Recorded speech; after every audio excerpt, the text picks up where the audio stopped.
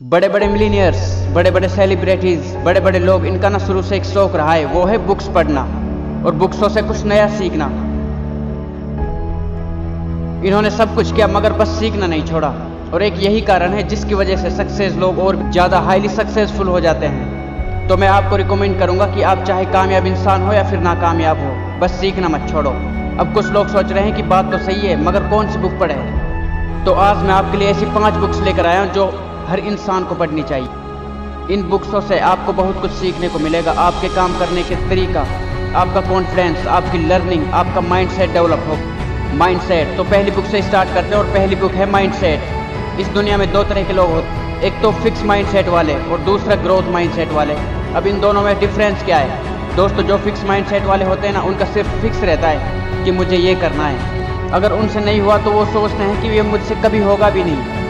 और दूसरा growth mindset वाले ये सोचते हैं कि जब वो कर सकता है तो मैं क्यों नहीं कर सकता, और मैं इस काम को इससे भी बेहतर करके दिखाऊंगा। बहुत सारी बुक्स होती है जिनको पढ़कर दिमाग खुल जाता है, मगर ये बुक भी उनमें से एक है। और इस बुक को इतना अच्छे से एक्सप्लेन किया गया है कि आप अपने माइंड से अपनी लाइफ की हर डायरेक्शन चेंज कर सकते हो। और दूसरी है टाइम मैनेजमेंट। हम करना तो बहुत कुछ चाहते हैं मगर हमारे पास टाइम नहीं है, मगर इस बुक में आपको 30 ऐसे पॉइंट्स बताए गए हैं जिनको अप्लाई करने पर आप अपने टाइम को अच्छे से यूज़ करोगे।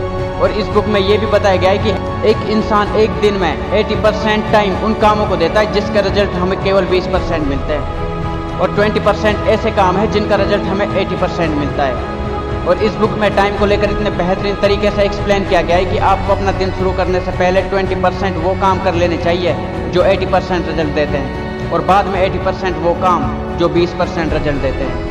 अगर किसी इंसान के पास 24 घंटे होते हुए भी टाइम कम है तो मैं उस इंसान को रिकमेंड करूंगा कि वो इंसान ये बुक्स जरूर पढ़े, और इन सभी बुक्स का लिंक नीचे डिस्क्रिप्शन में दिए गए हैं। तीसरी बुक है थिंक एंड ग्रो रिच, सोचो और अमीर बनो।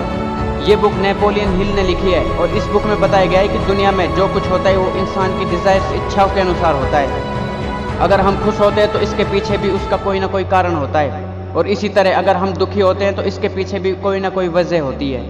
इसलिए जो हमारी छोटी छोटी डिजायर्स होती है ना, उनको बड़ी कैसे करें। कोई भी इंसान की डिजायर्स होंगी कि वो अच्छा डॉक्टर बने, अच्छा इंजीनियर बने, यूट्यूबर बने, टीचर बने। जब वो इंसान अपने उस मुकाम पर पहुंच जाता है ना, तो उसकी सारी डिजायर्स पूरी हो जाती हैं और वो वहीं की वहीं रुक जाता है, उसकी ग्रोथ वहीं की वहीं रुक जाती है। इसलिए हर इंसान को अपनी ज़िंदगी में एक के बाद एक ना एक डिजायर्स रखनी चाहिए ताकि वो कभी सीखना बंद ना करे। तो अगली बुक के बारे में बात करते हैं, द लॉ ऑफ सक्सेस। इस बुक को भी नेपोलियन हिल ने लिखा है, और ये बुक बहुत ही फेमस बुक है। इस किताब में हर छोटी सी छोटी चीज़ इतने बेहतरीन तरीके से एक्सप्लेन की गई है कि इस किताब को पढ़ने के बाद आप अपनी ज़िंदगी को आसानी से बदल सकते हो। और आखिरी में हमारी ये बुक है rich dad poor dad. Robert Kiyosaki ने सन 1997 में इस बुक को लिखा था, और इस बुक के आते ही मार्केट में धूम मच गई थी। इस बुक में बताया गया है कि अमीर कैसे बने, और सदा अमीर बने रहने के लिए, अपने भी किसी भी गोल को अचीव करने के लिए इसमें कुछ लेसन्स बताए गए हैं, जैसे अमीर कैसे बने, पैसों का यूज़ किस तरह से करें, फाइनेंशियल एजुकेशन के बारे में समझाया गया है जो आपको किसी भी स्कूल या कॉलेज में सीखने को नहीं मिलेगा। इंसान को पैसे की समझ होनी चाहिए। अगर आपके पास अच्छी जॉब है, अच्छा बिजनेस है, या यूँ कहूँ कि आपके पास बहुत पैसा है, तो वो भी नहीं टिकने वाला अगर आपके पास से पैसे की समझ नहीं है। तो ये थी 5 बुक्स। फर्स्ट में हमने बात की थी माइंडसेट के बारे में, और सेकंड टाइम मैनेजमेंट, और इसी के साथ थर्ड है think and grow rich, fourth the law of success, और इसी के साथ आखिरी है रिच डैड पुअर डैड। इनमें से आपको ज़्यादा कुछ नहीं तो एक बुक तो पढ़नी ही चाहिए, और मैं रिकमेंड करूँगा कि आपको ये सारी बुक्स एटलीस्ट पढ़नी चाहिए।